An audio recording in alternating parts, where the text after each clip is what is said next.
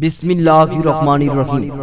Mizan SD media, সত্যের পথে আলে সুন্নাত ওয়াল জামাত। জমিনদার নিহিদান কালে মুর্শিদ আমার হইও জমিনদার।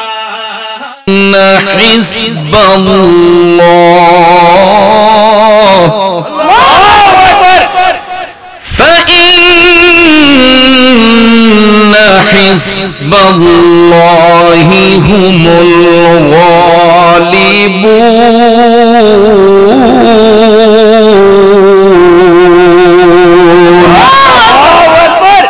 صدق الله العظيم وصدق رسوله النبي الحبيب الكريم ونحن على ذلك من الشاهدين والشاكرين والحمد لله رب العالمين. ربي صل وسلم وبارك عليه. পড়ে কে যাবে নবীর নৌকাতে আই, নূর কাটের নৌকা খানি নাই ডুবার ভয়, সেই নৌকায় নাই ডুবার ভয়। পারে কে যাবে নবীর নৌকাতে আই, পারে কে যাবে নবীর নৌকাতে আই। উপস্থিত ঐতিহ্যবাহী ব্রাহ্মণবাড়িয়া জেলার নবীনগর উপজেলাধীন ভাতুরিয়া আবুল কালাম শাহ রহমতুল্লাহ আলাইহির দরবার শরীফ প্রাঙ্গণে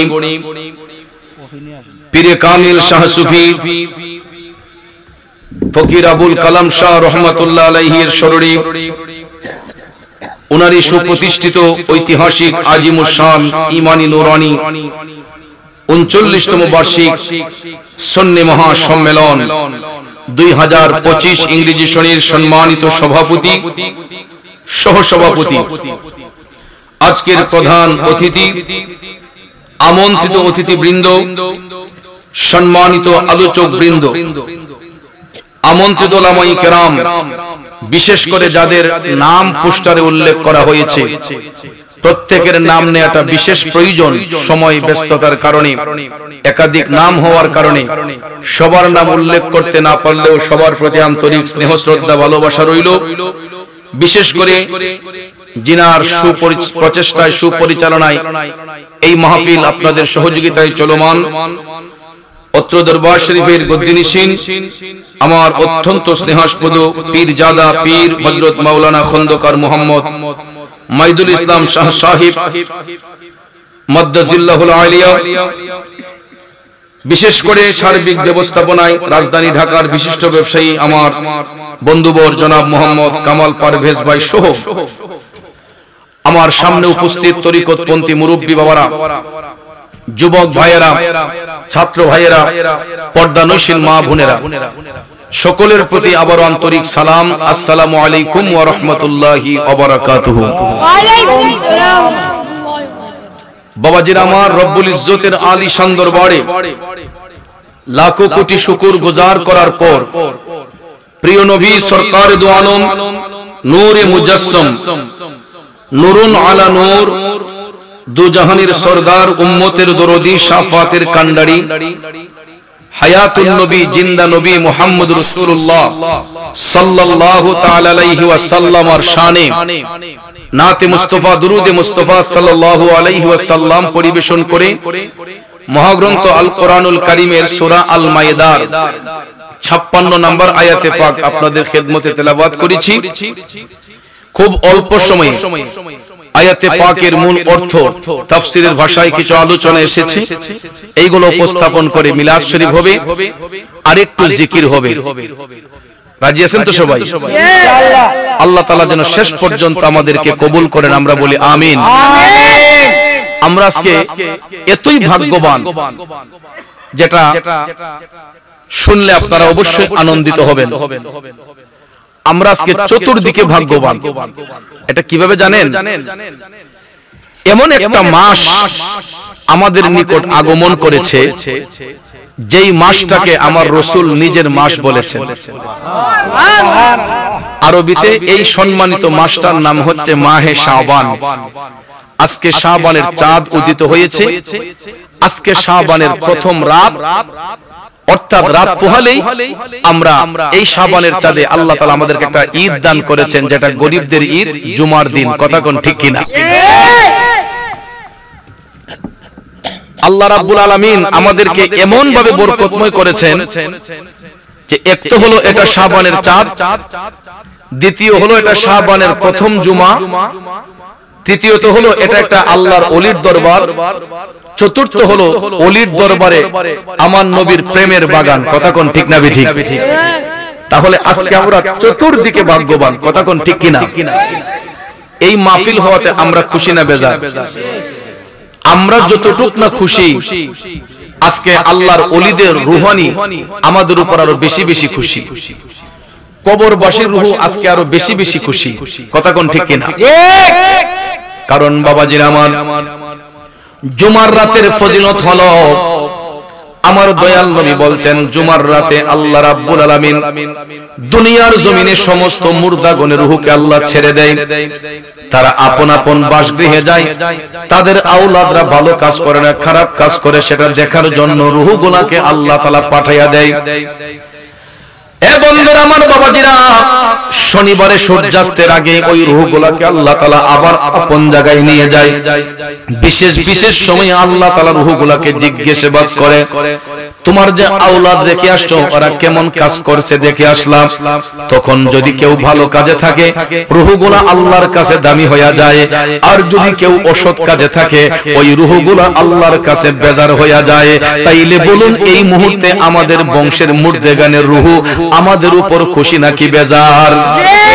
যুবক বন্ধুরা আমার, একটু ভাইবা দেখেন, আজকে কত মানুষ এই মাহফিলের মোহব্বতে আসছিল, কিন্তু ক্লান্তি আসার কারণে অনেকে হয়তো ঘুমের ঘরে চলে গেছে।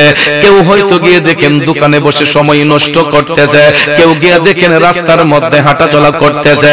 কিন্তু ভাইয়েরা আমার, বন্ধুরা আমার, খোদাই না করুক, এই জান্নাতের বাগানে আমার আপনার মরণ হতে পারে কি পারে না? আমরা দোকানে বসে আছি, সেখানে মরণ হতে পারে কি পারে না? রাস্তা দিয়ে হাঁটতেছি, সেখানে মরণ হতে পারে কি পারে না? আজরাইল আসিয়া প্রাণ করিব হরণ, হায় গো আজরাইল আসিয়া প্রাণ করিব হরণ। ওরে নিজ গুণে সাহেব আল্লাহ করবানি বারণ, আমার উপায় কি তখন আমার আল্লাহ নিরঞ্জন, না জানি কে হালে আমার হইব মরণ। বাজানো, একবারে সাধারণ মানুষ থেকে নিয়ে মুমিন পর্যন্ত এই পৃথিবীতে যারা আসবে সবাই একদিন চলে যাবে। কিন্তু ভাইয়ের আমার, মানুষ চলে যাবার পরে সব কিছু বিলীন হয়ে গেলেও দুইটা জিনিস কখনো নষ্ট হবে না, একটা হলো ঈমান, একটা হলো আমল। আর ওই দুইটা জিনিস ছাড়া কবরে আর কিছু সঙ্গী হবে না। কথা বলেন ঠিক কিনা? ওই সত্যের পথ তারাই থাকে, আল্লাহর পথে তারাই থাকবে যাদের বন্ধুত্ব স্থাপন হবে আমার মওলার সাথে, যারা প্রেমের কালেকশন ফিট করবে আমার নবীর সাথে, যারা প্রেমের কালেকশন ফিট করবে ওলিদের সাথে। এটাই হলো আল্লাহ তাআলার দল। এদেরকে আল্লাহ তাআলা পছন্দ করেছেন, আল্লাহ নিজের দল বলেছেন। তাইলে বলুন, আমরা আল্লাহর দলে থাকতে চাই কি চাই না? সূরা আল মাইদার 56 নম্বর আয়াতে কারিমায় আল্লাহ তাআলা বলেছেন, বিসমিল্লাহির রহমানির রহিম,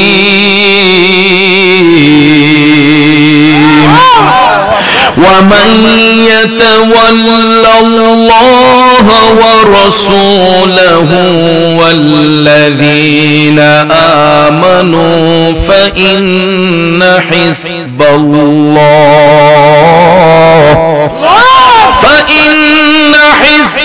الله هم الغالبون।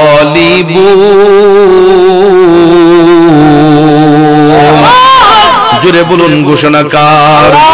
আল্লাহ রাব্বুল আলামিন বলতেছেন, হে জগৎবাসীরা, যারা বন্ধুত্ব স্থাপন করবে আল্লাহর সাথে এবং তার রাসূলের সাথে এবং মুমিনদের সাথে, আল্লাহ তাআলা কই এরা আল্লাহরই দলভুক্ত, আর নিশ্চয়ই আল্লাহ রাব্বুল আলামিনের দলই হবে বিজয়ী। এই জন্য ভাইয়ের আমার, বন্ধুরা আমার, এই পৃথিবীর মধ্যে আল্লাহ রাব্বুল আলামিন যত জাতি সৃষ্টি করেছেন, সকল জাতির মধ্য থেকে শ্রেষ্ঠ জাতি রূপে স্বীকৃতি দিয়েছেন আশরাফুল মাখলুকাত মানব জাতিকে। কথা কোন ঠিক কিনা? আমার আল্লাহ বিবেক দিয়েছেন, বুদ্ধি দিয়েছেন, ধৈর্য দিয়েছেন, শক্তি দিয়েছেন, সামর্থ্য দিয়েছেন, কিন্তু ওই বুদ্ধি প্রয়োগ করে, জ্ঞান প্রয়োগ করে দেখবেন কেউ হয়েছে হিন্দু ধর্মের অনুসারী, কেউ খ্রিস্টান ধর্মের অনুসারী, কেউ বৌদ্ধ, কেউ ইহুদি, কেউ নাসারা, কেউ মুসলমান। যত ধর্মের লোক থাকুক না কেন, আমার আল্লাহর কাছে একটা মাত্র মনোনীত দিন হলো ইসলাম। এই জন্য আমার ভাইয়েরা, ইসলামের অনুসারী তারাই হয় যাদের অন্তরে আল্লাহর ভালোবাসা আছে, যাদের অন্তরে আমার নবীর ভালোবাসা আছে, যাদের অন্তরে মুমিনদের মহব্বত আছে, এরাই হবে ইমানদার, এরা হবে আল্লাহর বন্ধু। কিন্তু এই সমাজের মধ্যে দেখবেন বিধর্মীরা আল্লাহকে মানলেও এরা আমার নবীরে মানে না। আবার আমাদের মুসলিম ধর্মের মধ্যে কিছু কিছু লোক দেখবেন আল্লাহকে বিশ্বাস করলেও আমার নবী মানতে গিয়া তাদের একটু অ্যালার্জি রোগ আছে না নাই? এই জন্য বাজান, কালেমা পড়লে মুসলমান পরিচয় দিতে পারবেন, কিন্তু সব মুসলমান মুমিন নয়। কিছু কিছু মুসলমান হবে মুনাফিক, আর মুনাফিক মুসলমান কাফেরের চেয়ে নিকৃষ্ট। কথা কোন ঠিক কিনা? আর ওই মুনাফিকদের সম্পর্কে আমার রাসূল ১৫০০ বছর আগে হাদিস শরীফে বলেছেন, এটা সহিহ মুসলিম শরীফের বর্ণনা। রাসূল বলেছেন, এমন একটা জামান আসবে, হাসর কায়েম হওয়ার পূর্বে আমার উম্মতের মধ্যে কিছু জাহিল উম্মত থাকবে, যারা জ্ঞান চর্চা করবে, ইলম অর্জন করবে, কিন্তু তাদের আচরণটা হবে মূর্খদের মতো, অজ্ঞদের মতো। ঠিক না ঠিক? জ্ঞান অর্জন করবে, শিক্ষা অর্জন করার পরে তাদের আচরণ হবে মূর্খদের মতো। ১৫০০ বছর আগে রাসূল ভবিষ্যৎবাণী করেছেন, বাস্তবতার সাথে মিলটা দেখেন কেমনে। এই সমাজের মধ্যে কিছু কিছু আন্তর্জাতিক খন্নাস আছে, যাদেরকে আন্তর্জাতিক শায়েখ বলা হয়। আমি তাদেরকে আন্তর্জাতিক খন্নাস বলি, কারণ ওই সমস্ত খন্নাসের দলেরা আমার রাসূলকে বলে রাসূল নাকি কাউবয়। আরো আস্তে কোন নাউজুবিল্লাহ। রাসূলের অপমানে যদি কাঁদে না তোর মন, মুসলিম নয় মুনাফিক তুই, রাসূলের দুশমন। ঠিক না বিঠে? বন্ধুরা আমার, বাবাজিরা, নবীর বিরুদ্ধে যদি কেউ কথা বলে, আমার নবীর শানে যদি কেউ বিয়াদবি করে, তার বিরুদ্ধে প্রতিবাদ করা ইমানের দাবি আছে না নাই? এই জন্য আপনারা লক্ষ্য করে দেখবেন, মুখের মধ্যে দাড়ি, টুপি, জুব্বা, কুর্তা লাগায়া, চামড়াটাও ফর্সা, খুবই সুন্দর দেখতে, কিন্তু তার আচরণটা মূর্খদের মতো। আমার রাসূলকে বলে রাসূল নাকি কাউবয়। এরপরে কয় আমার নবী নাকি সিক্স প্যাক ছিল। আগেই বলেছিল, ইদানিং বলেছে রাসূলকে কাউবয়, আর আগে বলেছিল রাসূলের নাকি সিক্স প্যাক, বডির মধ্যে নাকি 6টা পার্ট। আচ্ছা আপনারা বলেন, আমার নবীজির শরীর মুবারক দেখার সুযোগ পৃথিবীতে কারো হইছে? ইভেন রাসূলের 11 জন বিবি ছিলেন, যাদেরকে বলা হয় উম্মাহাতুল মুমিনিন, মুমিনদের মা যাদেরকে বলা হয়। এর মধ্যে সবচাইতে রাসূলের কাছে ছিলেন আম্মা জান আয়েশা সিদ্দিকা রাদিয়াল্লাহু তাআলা আনহা, যিনি এত পরিমাণ হাদিস বর্ণনা করেছেন উম্মাহাতুল মুমিনিনের মধ্যে আর কেউ এতটুকু হাদিস বর্ণনা করতে পারেন নাই। তিনি আমার নবীর একান্ত কাছে ছিলেন আম্মা জান আয়েশা সিদ্দিকা রাদিয়াল্লাহু তাআলা আনহা। তিনি নিজে বলেছেন যে আমি রাসূলের শরীর মুবারক দেখার জন্য কত চেষ্টা করেছি, কিন্তু দয়াল নবী কখনো শরীরের কাপড় মুবারক খুলেন নাই, এবং যদিও খুলতেন আমরা কখনো নবীজির শরীর মুবারক দেখতে পারি নাই। বন্ধুরা আমার, বাবাজিরা, আম্মা জান আয়েশা সিদ্দিকা রাদিয়াল্লাহু তাআলা আনহা এতটুকু বললেন, একদিন যখন আমি নবীজির কদম মুবারকে চুম্বন করতে গেলাম, নবীজির পায়ের কাপড়টা, নবীজির শরীর মুবারকের কাপড় মুবারকটা একটু ঘিরালির উপরে উঠেছিল। আম্মা জান আয়েশা সিদ্দিকা বলেন, আমি আয়েশা লক্ষ্য করলাম এত নূরের ঝলক আয়েশা আমার শরীরের মধ্যে লাগতেছে, এই তাপটা সহ্য করা আমার পক্ষে কষ্ট হয়ে যাচ্ছে। আল্লাহু আকবার। কারণ তিনি কেমন নবী গো, যারা আমার নবীর সঙ্গে সংসার করলেন। 11 জন বিবির মধ্যে উম্মাহাতুল মুমিনিনের মধ্যে কেউ কোনোদিন আমার নবীর স্বামী বলে ডাকেন নাই, কেউ কোনোদিন আমার নবীর স্বামী বলে ডাকেন নাই। সব সময় তারা রাসূলকে ডাকতেন ইয়া রাসূলুল্লাহ, ইয়া হাবিবাল্লাহ। জোরে কন্না সুবহানাল্লাহ।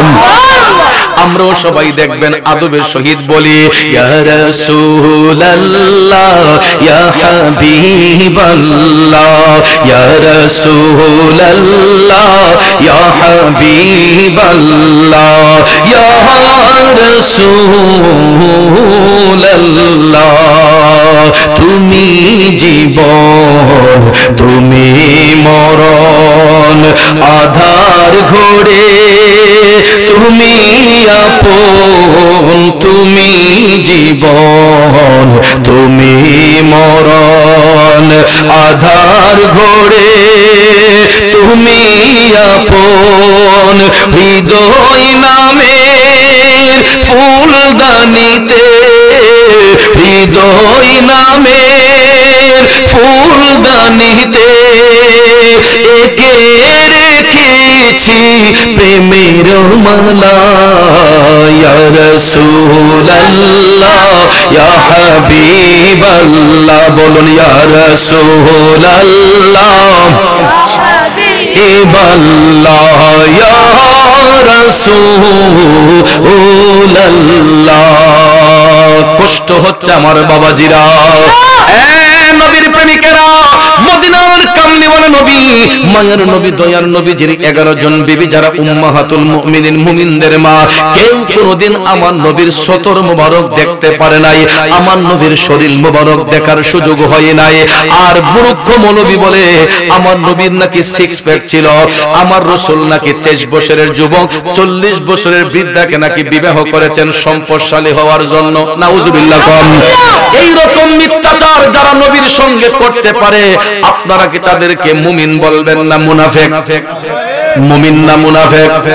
ওই সমস্ত মুনাফিকগুলা যতই চামড়া সুন্দর হোক না কেন, এরা দুনিয়ার নবী হইতে পারে, এরা দুনিয়ার বাদশা হইতে পারবে, কিন্তু নবীর গোলাম হইতে পারবে না। কথা কোন ঠিক না বেঠে? এই জন্য যুবক ভাইয়ের আমার, নবীর গোলামি অর্জন করতে গেলে চামড়া সুন্দর লাগে না, নবীর গোলামি অর্জন করতে গেলে সুন্দর পেস কাটিং লাগে না।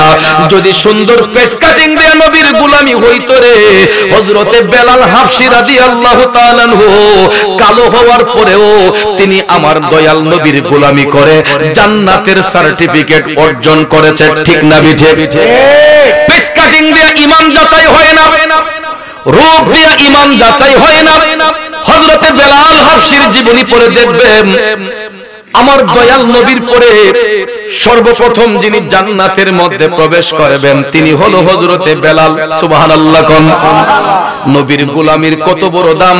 হযরতে বেলাল হাবশী রাদিয়াল্লাহু তাআলা আনহু এতই কালো ছিলেন, এতই গরীব ছিলেন, শরীরটা ঢাকার মতো একটা কাপড় হযরতে বেলালের ছিল না। লজ্জাস্থানটা ঢাকার কাপড় ছাড়া হযরতে বেলালের অন্য কোনো কাপড় ছিল না। পুরাটা শরীর খালি থাকতো রে আমার বাজানরা। এতই গরিব সাহাবী ছিলেন হযরতে বেলাল, একটা কাপড় কিনে গায়ে দেওয়ার মতো সামর্থ্য তার ছিল না। তৎকালীন অত্যাচারী শাসক উমাইয়ার অধীনে হযরতে বেলাল কৃতদাসের কাজ করতেন। আমার বাবাজিরা, হযরতে বেলাল কৃতদাসের কাজ করলে কি হবে? উমাইয়ার ঘরের মধ্যে থাকা অবস্থায় বেলালের অন্তরে ইশকে মুস্তাফার প্রেম জাগ্রত হয়েছিল। বেলাল দিনের বেলা কাজ করতেন, রাতের বেলা ঘুমের ঘরে যাইয়া তিনি আমার নবীর উপর দুরূদ সালাম পেশ করতেন। একদিন, 2 দিন, 3 দিন যাওয়ার পরে হঠাৎ একদিন উমাইয়া শুনতে পাইল বেলালের জবান দিয়া কালেমার ধ্বনি বের হচ্ছে। ওই বাজে ইসলামের ঢঙ্কা শব্দ শোনা যায় রে, নবীর দিনে আয় মুসলমান, নবীর দিনে আয়, নবীর দিনে আয় মুসলমান, নবীর দিনে আয়। খারাপ লাগছে বাবাজিরা। এ বন্ধু হযরতে বেলাল উমাইয়ার ঘরে চাকরি করতেন, কৃতদাসের কাজ করতেন, কিন্তু আমার নবীর দুরূদ সালাম মুখের মধ্যে সই না। হঠাৎ একদিন উমাইয়া শোনার পরে বেলালকে সিগন্যাল দিল, বেলাল সাবধান, আমার অধীনে চাকরি কইরা আমার টাকার কেনা গোলাম হইয়া তুই মুহাম্মদের কালেমা পড়তে পারবে না। জোরে কোন নাউজুবিল্লাহ। বেলাল ডাক দিয়া বললেন, মনিব, আমি তোমার কাজ করার জন্য যোগদান করেছি, আমি সব কি তোমার কাজ করতে পারবো, কিন্তু আমার ঈমান আমি বিক্রি করি নাই, আমার ঈমান তুমি হরণ করতে পারো না। আমি তোমার কাছে টাকার বিনিময়ে বিক্রি হয়েছি তোমার ঘরে কাজ করার জন্য, আমার যত কাজ লাগে আমি কাজ করব, কিন্তু আমার ঈমান আমি বিক্রি করব না। যখন উমাইয়ার মুখে মুখে ঈমানি জজবা নিয়া বেলাল হাবশী যখন কথাটা বলে ফেললেন, বিয়াদব উমাইয়ার হাতের মধ্যে চাবুকটা ছিল, ওই চাবুকটা দিয়া গো বেলালের চামড়ার উপরে খালি গায়ে পিঠটার মধ্যে এমন ঠাস করে একটা বাড়ি মারছে বাজার, চামড়াটা ফাইটা রক্ত মোবারকটা ফিসকি দিয়ে বের হয়ে গেছে। বেলালের শরীর মোবারক থেকে টাটকা রক্ত মোবারক বের হলো। উমাইয়া ডাক দিয়া কয়, আরেকটা বার যদি মুহাম্মদের কালেমা পড়ো তোর শরীরটাকে জাজরা করে দেব। বেলাল হাবশী কান্দে আর ডাক দিয়া কয়, মুনিব, একটা আঘাত কেন, আমার পুরাটা শরীর যদি তুমি রক্তাক্ত করে ফেলো, আমার দেহের মধ্যে প্রাণ থাকতে আমি নবী ছাড়ব না, আমি নবী ছাড়ব না, দেহের মধ্যে প্রাণ থাকতে নবী ছাড়ব না। এই কথা বলার সঙ্গে সঙ্গে সেই বিয়াদব উমাইয়া একটার পর একটা চাবুক মারতে লাগলো, মারতে মারতে মারতে বেলাল হাবশীর শরীরের মধ্যে এমন কোন জায়গা বাদ নাই যে একটা বাড়ির চিহ্ন না আছে। বন্ধুরা আমার, বাবাজিরা, সারাটা শরীর ক্ষত বিক্ষত হয়ে গেছে, রক্তাক্ত হয়ে গেছে।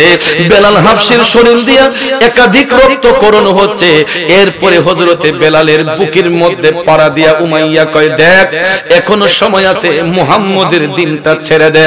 বেলাল হাবশী মৃত্যুর সাথে পাঞ্জা লড়ে কয়, সব ছাড়তে পারবো, নবী ছাড়তে পারবো না। নবী আমার জাহানেরই জান, নবী আমার প্রাণ, নবীর কাছে পাবো মোরা খোদাই সন্ধান, যদি ঠিক রাখো ঈমান পাবে জান্নাতের বাগান। আমার জীবন করব দান গেয়ে নবীর গুণগান, আমার জীবন করব দান গেয়ে নবীর গুণগান। ঠিক কিনা বলুন বন্ধু? ও আমার বাজানরা, বলতেছিলাম কি, হযরতে বেলাল হাবশী সারাটা শরীর ক্ষত বিক্ষত, এরপর তিনার ঈমানটা এত শক্ত দেখেন, কয় জীবন দিতে পারবো, নবী ছাড়তে পারবো না। এরপরে সেই বিয়াদব উমাইয়া হযরতে বেলালের হাতের মধ্যে রশি লাগাইছে, দুইটা পায়ের মধ্যে রশি দিয়া বাঁধছে। কি অন্যায় ছিল বেলালের, কি অপরাধ ছিল বেলালের? একটাই অন্যায়, একটাই অপরাধ, বেলাল আমার নবীর প্রেমে দেওয়ানা। বন্ধু, হাত দুইটা বেঁধে ফেললো, পাও দুইটা বেঁধে ফেললো। সেই বিয়াদব উমাইয়া নবীর দিন ছাড়ার জন্য হযরতে বেলালকে মরুভূমির উত্তপ্ত বালির কাছে নিয়ে গেল। বালিগুলা গরম হয়ে গেছে। এখনো পর্যন্ত যারা আরব দেশে থাকে জিজ্ঞেস করবেন, রোদের তাপ যখন মরুভূমির বালিতে লাগে গো, খালি পায়ে হাঁটবেন দূরের কথা, জুতা পাও দিয়ে হাঁটতে গেলেও পাউটার মধ্যে ঠসা পড়ে যায়। ঠিক কিনা কল? তরিকতের প্রেমিকরা, আশেক প্রেমিক ভাই বাবাজিরা, হযরতে বেলাল হাবশীকে এই রক্ত মাখা শরীরটাকে, ক্ষত বিক্ষত শরীরটাকে হাত পাও বাঁধিয়া সেই মরুভূমির উত্তপ্ত বালির কাছে নিল। এ বন্ধু, কাটা গায়ের মধ্যে গরম পানি যদি ফালানো হয়, আপনারা বলেন ব্যথাটা বাড়বে না কমবে? বাড়বে। সারাটা শরীর রক্তাক্ত ক্ষত বিক্ষত, বেলাল চোখের পানি ছেড়ে কান্দে। মরুভূমির উত্তপ্ত বালির মধ্যে নিয়ে গরম বালিটা হযরতে বেলালের পিঠ মুবারকের মধ্যে চিৎ করে নিয়ে যখন বালির মধ্যে শোয়াইছে, বেলাল আল্লাহ কই একটা চিৎকার মারছে রে। বেলাল পিঠের নিচে গরম বালি, বিয়াদব উমাইয়া হযরতে বেলাল যখন উপরের দিকে চাট মারে, চাটটা না দেওয়ার জন্য বুকের উপরে মনের মন পাথর আইনা দিছে। মনের মন পাথর চাপা দিয়া হযরতে বেলালের চোখ দুইটা সূর্য বরাবর। দিনের আকাশে বলুন তো সূর্যের দিকে তাকানো যায় না? দুপুর বেলা সূর্যটা যখন মাথার উপর উঠে, দেখবেন সূর্যের দিকে একটা সেকেন্ডও তাকায়া থাকা যায় না। হযরতে বেলাল হাফসিকে হাত পাও বাঁধিয়া উত্তপ্ত গরম বালির মধ্যে সেই রক্তমাখা পিঠ মোবারকটা শোয়াইয়া বুকটাকে উপরের দিকে যখন নাড়া মারে, এই জন্য বুকটাকে চাপাইয়া রাখার জন্য বেলাল হাফসির বুকের মধ্যে পাথর চাপা দিয়া চোখ দুইটা সূর্য বরাবর ধরে রাখছে। বেলাল শুধু আল্লাহ আল্লাহ কইয়া কান্দে। নবী নবী করে আর কত কাল আমি কাঁদবো, নবী নবী করে আর কত কাল আমি কাঁদবো।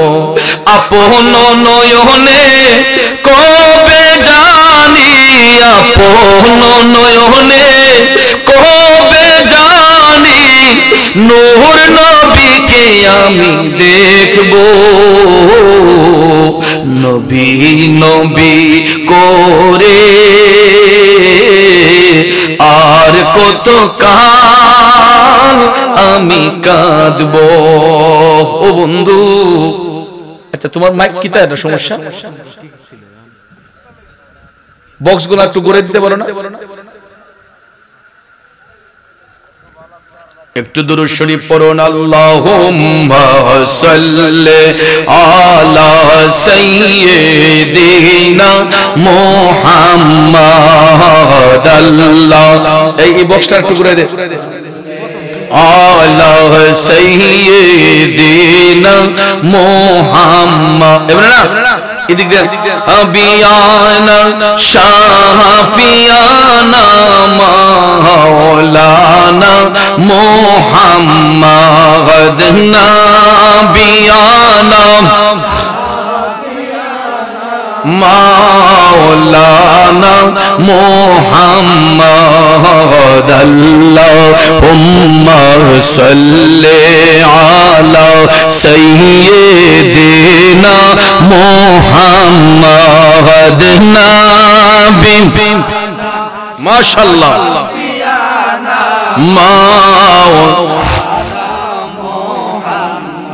বাবাজিরা আমার একটু মনোযোগ, বলতেছিলাম কি হযরতে বেলাল পিঠের নিচে গরম বালি, বুকের উপরে মনের মন পাথরের চাপ। যুবক বন্ধুরা, চোখ দুইটা সূর্য বরাবর।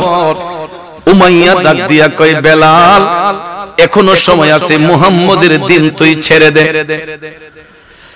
বেলাল ডাক দিয়া কয়, মনিকের উপর পাথর কেন? আমার দেহের মধ্যে যতক্ষণ প্রাণ থাকবে আমি নবীর দিন ছাড়ব না। অথচ দেখেন মুরুক্ষের দলেরা ইহুদি খ্রিস্টানদের ট্যাবলেট খাইয়া এরা ঈমান নষ্ট কইরা আমার নবীর বিরুদ্ধে কথা কয়, রাসূল নাকি কাউবয়। কতটুক জাহেল চিন্তা করেন। নবীজির শানে বিয়াদবি কইরা মোটা অঙ্কের টাকাগুলা নিয়া বড় বড় সম্পদের পাহাড় গড়তেছে, দামি দামি বাড়ি বানাইতেছে, দামি দামি সম্পদের পাহাড় গড়তেছে। আপনারা বলুন, আমরা কি টাকা চাই নাকি নবী চাই? টাকা চাই না নবী চাই।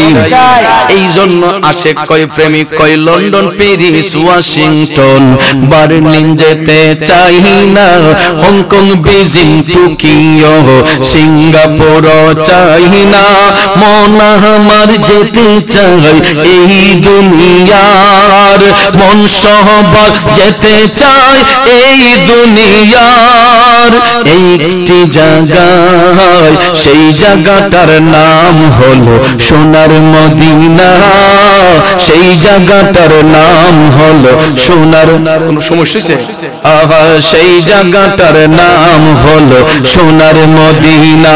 বাইরে নারী বাড়ি গাড়ি নিয়ে দুনিয়া পাগল, জোশ খেতের বাড়াবাড়ি চলছে অনর্গল, নারী বাড়ি জোশ খেতের নাই রে কামনা, নবীর জিয়ারতে যাব মনের বাসনা, সেই বাসনা পূর্ণ হবে দেখলে মদিনা, সেই বাসনা পূর্ণ হবে গেলে মদিনা। আমরা যাব মদিনা, দেখব সোনার মদিনা, সেই জায়গাটার নাম হলো সোনার মদিনা। একটা জবানও বন্ধ রাখবেন না, চিৎকার মেরে বলুন ইয়া রাসূলুল্লাহ। আমার যুবক বন্ধুরা, ও মুরব্বি বাবাজিরা, যে কথাটা বলতে চেয়েছিলাম, হযরতে বেলালের পিঠের নিচে গরম বাড়ি, বুকের উপর পাথরের চাপ, এরপর হযরতে বেলাল কয় সব ছাড়তে পারবো, নবী ছাড়তে পারবো না। উমাইয়া চিন্তা করলো এত শাস্তি দেওয়ার পরেও সে মুহাম্মদের দিন ছাড়বে না। কয় রাখ বেলাল, তোর সাজা দিনে রাইতে হবে, এখন তোরে দিনে সাজা দিতাম, এখন থেকে তোকে দিন রাত মিলাইয়া সাজা দিমু। এই জন্য দিনের বেলা উত্তপ্ত গরম বালি পিঠের নিচে রাইখা বুকের উপর পাথর চাপা দিয়া রোদের মধ্যে ফালাইয়া রাখতো, আর সূর্য যখন ডুবে যাইতো হযরতে বেলাল হাবশিকে ঘরের মধ্যে আইনা ঘরের পালার সাথে বাইদা কাটা গায়ের মধ্যে আরো চাবুক মারতো। বন্ধুরে, শরীরের মধ্যে যদি একটা ব্যথা থাকে, কাটার দাগ থাকে, ওই কাটাটা যদি জায়গাটা কাঁচা থাকে, এই জায়গার মধ্যে আরেকটা বাড়ি যদি পড়ে, আরেকটা আঘাত যদি পড়ে, আপনারা বলুন তো কেমন লাগবে? কলজাটা যেন ছিঁড়ে যাবে, দমটা যেন বের হয়ে যাবে। আমার নবীর প্রেমে পাগল মাতওয়ারা হযরতে বেলাল, দেহের মধ্যে একটা জায়গা নাই যেখানে একটা চাবুকের আঘাত না পড়ছে। সন্ধ্যাবেলা ঘরের পালার মধ্যে বাইদা আবার কাটা জায়গার মধ্যে আবার চাবুক মারতো। এক একটা চাবুকের আঘাতে হযরতে বেলাল চিল্লায়া চিল্লায়া যখন কান্না করতেন, রক্তগুলা এমন ভাবে মাটি দিয়া প্রবাহমান হইতো, পশু জবাই করলে পশুর রক্তগুলা যেই রকম প্রবাহমান হয়, এই রকম হযরতে বেলালের গায়ের রক্তগুলা এই রকম ভাবে ড্রেন দিয়া যাচ্ছে, একটা নালা হইয়া বায়া বায়া যাচ্ছে। বেলালের কান্নার শব্দ শুনতে পেয়েছিলেন আমার নবীর প্রিয় সাহাবী, ইসলামের প্রথম খলিফা হযরতে আবু বকর সিদ্দিক রাদিয়াল্লাহু তাআলা আনহু। তিনি যখন উমাইয়ার বাড়ির পাশ দিয়ে যাচ্ছেন, হঠাৎ করে সিদ্দিক আকবর কান্নার শব্দ শুনতে পাইলেন। কে যেন মধুর কণ্ঠে কান্না করতেছে। হঠাৎ করে আবু বকর সিদ্দিক ভাবলেন, উমাইয়ার বাড়িতে তো তার কৃতদাস ছাড়া আর কেউ নাই, একটু দেখি তো করুণ কণ্ঠে কে কান্না করতেছে। আবু বকর সিদ্দিক উমাইয়ার বাড়ির মধ্যে ঢুইকা তিনি দেখতেছেন ঘরের পালার সাথে হযরতে বেলাল হাবশিকে বেঁধে এমন ভাবে মারপিট করতেছে, শরীরের রক্তগুলা মাটি দিয়া গড়াইয়া গড়াইয়া যাচ্ছে। আবু বকর সিদ্দিক টপ টপ করে চোখের পানি ছেড়ে কান্না শুরু করে দিয়া বললেন, কিরে বেলাল, কেমন মুনিবের অধীনে তুমি চাকরি করো? কোন মুনিব কি তার গোলামকে এই রকম প্রহার করতে পারে? কি অন্যায় করেছো বেলাল? এ বেলাল, কি অপরাধ করেছো? বেলাল হাবশি ডাক দিয়া কই, হুজুর, ও সিদ্দিক আকবর, আমার একটাই অন্যায়, একটাই অপরাধ, আমি ইশকে মুস্তাফার প্রেমে পাগল, আমি আমার দয়াল নবীর প্রেমের একটা পুরা পাগল। আমার মুনিব উমাইয়া ওই নবীর দিন ছেড়ে দেওয়ার জন্য আমাকে হাত পাও বাঁধিয়া শাস্তি প্রদান করছে। এ বন্ধু, উমাইয়া হাত পাও বাঁধিয়া বেলালকে টর্চারিং করা। এই কথা শোনার সঙ্গে সঙ্গে আবু বকর সিদ্দিক বললেন, বেলাল সত্যি যদি তুমি রাসূলকে ভালোবাসো, যত টাকা লাগুক না কেন আমি এই অত্যাচার থেকে তোমারে মুক্ত করে নিয়ে যাইব। দেখিয়া হযরত বেলাল প্রেমেতে হইয়া মাতাল, পাইল ও মাহিয়ার জালাতন। দেখিয়া তার প্রেম ভক্তি বেলালকে দিল মুক্তি, পাইল ও মাহিয়ার জালাতন। আল্লাহর নবী নূরের নবী গো, আপনি নবী জীবনের জীবন। এ বন্ধু গভীর মনোযোগ আমার বাজানো। আবু বকর সিদ্দিক বললেন, বেলাল তুমি চিন্তা করো না, আমার সব সম্পদ বিক্রি কইরা হইলেও এই অত্যাচার থেকে আমি তোমারে মুক্ত করব। বন্ধুরা আমার, বাবাজিরা আমার, চিন্তা করে দেখেন একজন ইমানদারের পক্ষে আর একজন ইমানদার কেমনে কাজ করে। আবু বকর সিদ্দিক টাকার চিন্তা করলেন না, নবীর মহব্বতে হযরতে বেলালকে গিয়া সান্ত্বনা দিয়ে বললেন, যত টাকা লাগুক আমি তোমারে এই অত্যাচার থেকে মুক্ত করব। সঙ্গে সঙ্গে সিদ্দিক একবার চলে গেলেন উমাইয়ার কাছে, ডাক দিলেন, উমাইয়া তুমি না মুনিব হইয়া গোলাম রেখে কেউ এরকম টর্চার করে? তুমি কেমন মুনিব হইলা? কি এমন অন্যায় করেছে তোমার বেলাল? তখন উমাইয়া কয়, আবু বকর সে আমার টাকার কিনা গোলাম হইয়া মুহাম্মদের কালেমা পড়ে। নাউজুবিল্লাহ। সিদ্দিক একবার ডাক দিয়া কয়, হে বিয়াদব, একবার আমার নবীর নামটা বিয়াদবি করে নিয়েছস, আর একবার নিলে আমি তোর জিভ টেনে ছিঁড়ে ফেলবো। বেলাল আমার নবীর প্রেমে দেওয়ানা, আমি এই মুহূর্তে বেলালকে আজাদ করতে চাই, বলো কত টাকার বিনিময়ে তুমি বেলালকে মুক্তি দিবা? সিদ্দিক আকবর বললেন, তুমি কত টাকার বিনিময়ে বেলালকে মুক্তি দিবা? আমি এই মুহূর্তে তোমার এই অত্যাচার থেকে আমি বেলালকে আজাদ করতে চাই, মুক্ত করতে চাই। তখন উমাইয়া কয়, আবু বকর বেলালকে যদি নিতে হয় আমাকে 1500 দিনার দিতে হবে। কত দিনার? আবু বকর সিদ্দিক বলেন, ঠিক আছে। পকেটে হাত দিয়া 1500 দিনার দিলেন। উমাইয়া মনে করছে যে আবু বকর সিদ্দিক এত টাকা দিয়া বেলালকে আজাদ করবেন না, কারণ তখনকার সময় 1500 দিনার বর্তমান সময়ের কত কোটি টাকা হইতে পারে। সে কল্পনাই করতে পারে নাই যে আবু বকর সিদ্দিক এত টাকা দিয়ে হযরতে বেলালকে আজাদ করবেন। সঙ্গে সঙ্গে হযরতে বেলালকে যখন আজাদ করলেন, তখন আবু বকর সিদ্দিক বললেন, তার হাতের বান পায়ের বান খুলে দাও। খুলে যখন দেওয়া হলো, আবু বকর সিদ্দিক দেখতেছেন হযরতে বেলালের পুরাটা শরীর ক্ষত বিক্ষত, রক্তাক্ত, গায়ের মধ্যে কাপড় নাই, শুধু লজ্জাস্থানের কাপড়টা ঢাকনা। বন্ধুরে, আবু বকর সিদ্দিক ডাক দিয়া কয়, বেলাল তুমি কাঁদো না। বেলাল হাসি ডাক দিয়া কয়, সিদ্দিক আকবর আমার এত বড় উপকার করলে আমি তো আপনার কাছে ঋণী হয়ে গেলাম। আবু বকর সিদ্দিক কয়, চুপ করো বেলাল, এটা কি বলছো?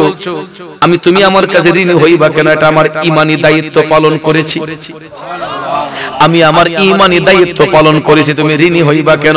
কোন ঋণী নয়, তুমি আমার নবীর গোলাম, কারণ আমরা তো সবকিছু অর্জন করেছি নবীর কারণে, ঠিক না ঠিক? ওরে যাহার দনে হইলাম ধনী, যাহার মানে হইলাম মানি। গলা রাখাই গেছে, শেষ। এতক্ষণ তো অনেক ভালো ছিল বাবা, এখন কি করলাই? ওরে যাহার দনে হইলাম ধনী, যাহার মানে হইলাম মানি, যাহার গুণে হইলাম গুণী, প্রাণে বিশ্বাস রয় আমার, মুর্শিদ আমার রংমহলে আগ দুয়ারে পাহারাদার, তাই তো আমি শুইয়া থাকি সংবাদ লই না দুনিয়ার, ঠিক না বিঠি? এখন বেলাল ডাক দিয়া কই, হুজুর এতটুক যদি করেছেন আর একটা উপকার করেন, আমি তো রাস্তা চিনি না, আমাকে মদিনা শরীফে দয়াল নবীর কদমে হাজির করাইয়া দেন। দিদারে মুস্তাফা কবে হবে যে, অপেক্ষায় রত আছে এই দুটি নয়ন যে, শয়নে স্বপনে স্মরণে মুস্তাফা আমায় সর্বদা বিভোর করে দে, মদিনায় কবে যাব আমি যে। বন্ধু হযরতে বেলাল এখন মদিনার কামলিওয়ালা নবীর কাছে যাওয়ার আশায় হযরত আবু বকর সিদ্দিক বললেন, বেলাল টেনশনের কোনো কারণ নাই, আমি তোমাকে দয়াল নবীর কদম মোবারকে নিয়ে যাইব। এই বলিয়া হযরতে বেলাল হাবশীকে সাথে নিয়া যখন আবু বকর সিদ্দিক রওনা হইলেন, আমার রাসূল আসহাবে সুফফার মধ্যে বৈশা সাহাবায়ে কেরামের মাজলিস আলোচনা করতেছেন। হঠাৎ করে দেখা যায় নবীজির চোখের পানি মুবারক টপ টপ করে পড়তেছে। সুবহানাল্লাহ। সাহাবায়ে কেরাম ডাক দেয়া কয়, নবী গো, ওগো মদিনার কামলিওয়ালা নবী, হঠাৎ করে আপনি কান্না করতেছেন কেন নবী গো? রাসূল বলতেছেন, আমার একটা প্রেমিক পাগল আমার দিকে ছুটে আসতেছে। কেউ আমার নবী না বলে দেখে না, নবী না বলে জানে না। বেলাল যে রাসূলের দিকে আসতেছে, আমার নবী দেখে কি দেখে না, জানে কি জানে না? এই বিশ্বাসের নামই হলো ঈমান। ঠিক না বেঠিক?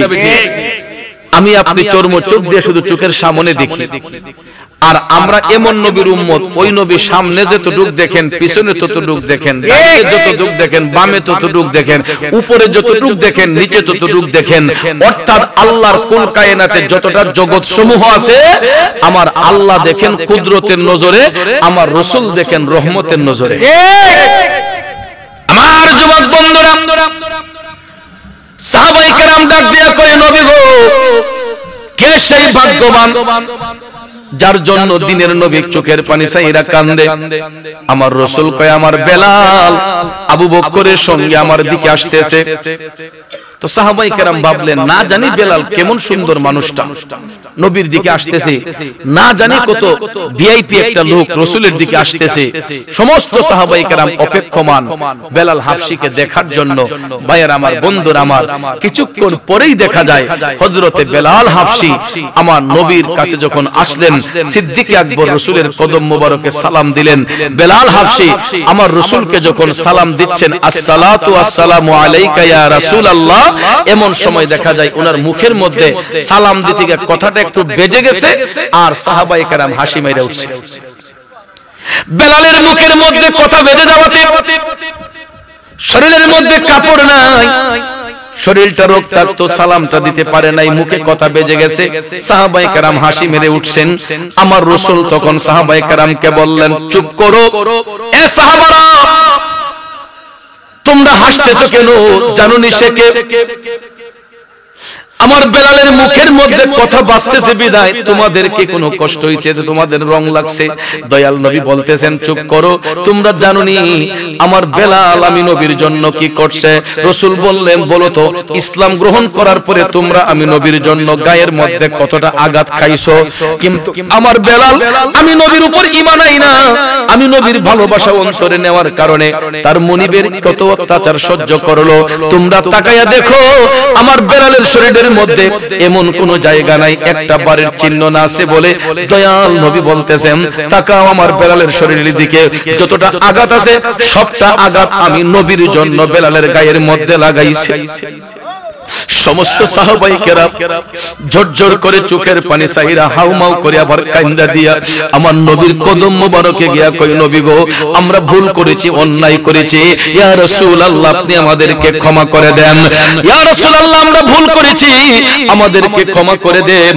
মদিনার কামলিওয়ালা নবী কয়, ঠিক আছে, তোমরা আর কখনো আমার বেলালকে নিয়ে কুৎসা করো না, এখন থেকে বেলাল আমাদের সঙ্গে থাকবে, এখন থেকে বেলাল আমাদের সাথে থাকবে। এরপরে বেলাল যখন রাসূলের গোলামি শুরু করলেন, আমার নবী বেলাল হাবশীকে বললেন, বেলাল এখন থেকে তুমি আযানের ধ্বনি দিবা, বেলাল এখন থেকে তুমি মসজিদে নববীর মিনারায় দাঁড়ায় তুমি আযান দিবা। বেলাল কয়, ইয়া রাসূলুল্লাহ এটা কেমনে? আমার রাসূল বললেন, নো, আমি তোমাকে আদেশ করলাম তুমি আযান দিবা।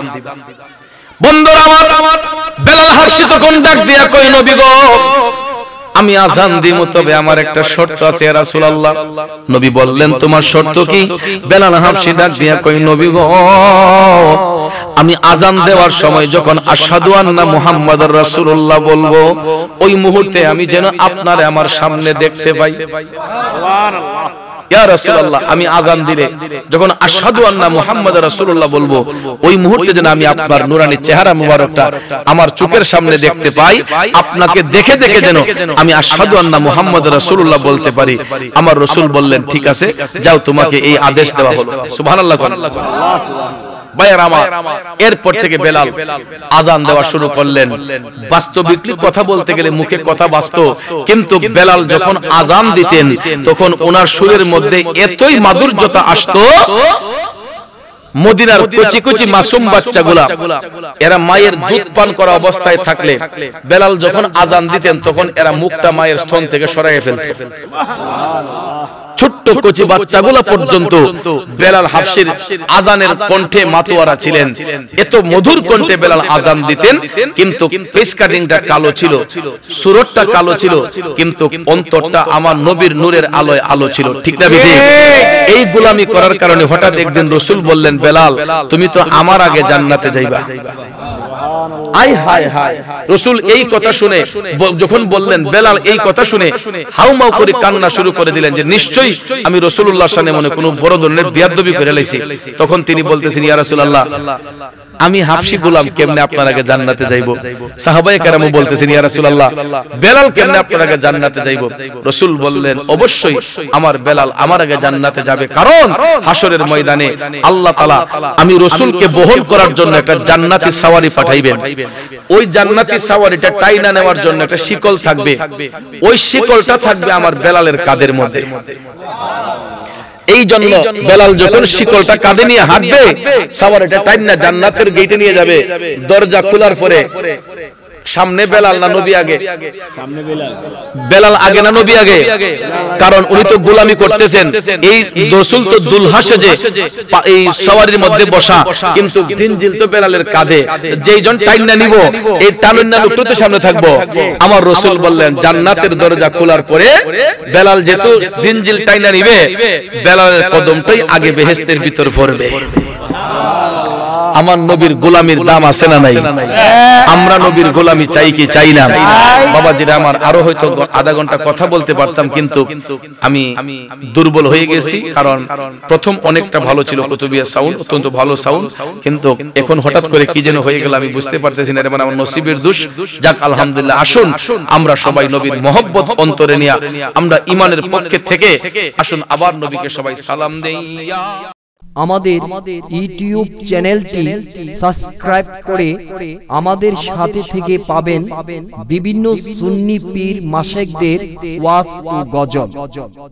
আমাদের ভিডিওটি ভালো লাগলে লাইক, কমেন্ট এবং ইসলামের ও সুন্নিয়তের প্রচারের স্বার্থে বেশি বেশি শেয়ার করুন। ধন্যবাদ। মোবাইল 01762277888। এছাড়াও আমাদের এখানে ওয়াজ মাহফিল, বিয়ে, গায়ে হলুদ, সেমিনার, যে কোনো অনুষ্ঠানে স্টেজ সাজানো সহ যে কোনো অনুষ্ঠানের ভিডিও কাজ করা হয়।